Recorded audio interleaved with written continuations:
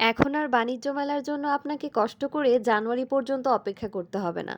কারণ শুরু হয়ে গিয়েছে এশিয়া বাণিজ্য মেলা ২০২৪, যেটি কিনা নভেম্বর মাসে অনুষ্ঠিত হচ্ছে।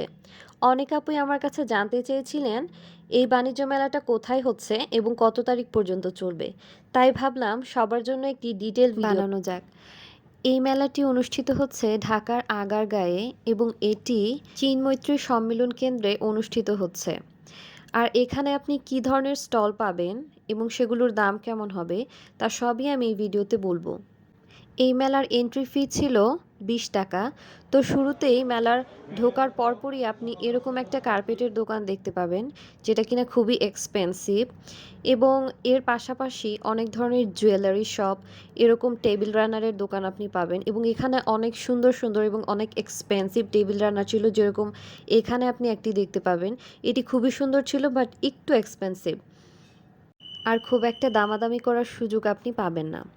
তারপরে এখানে বিভিন্ন ধরনের ক্রোকারিজ আইটেম, এসবের দোকান আপনি পাবেন। এছাড়া এখানে বেডশিটের একটি দোকান ছিল। আমার কাছে এই দোকানের বেডশিটগুলো খুবই ভালো লেগেছে, কিন্তু একটু এক্সপেন্সিভ মনে হয়েছে। আর এই আংটিগুলো ছিল ৫০ টাকা করে। আর এখানে যে ক্রোকারিজ আইটেমের দোকানে আমি গিয়েছিলাম, আমার কাছে মনে হয়েছে মেলার জন্য কিনা জানি না, কিন্তু দামটা একটু বেশি মনে হয়েছে।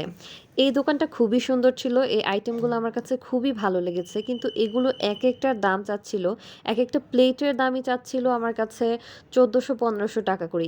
এর থেকে ছোট প্লেট ছিল সেগুলো, এগুলো আরও বেশি এক্সপেন্সিভ। আর এই সেই ভাইরাল যে জিনিসের জন্য সবাই হয়তো বাণিজ্য মেলায় যায়, সব থেকে ভাইরাল যে জিনিস বাণিজ্য মেলাতে।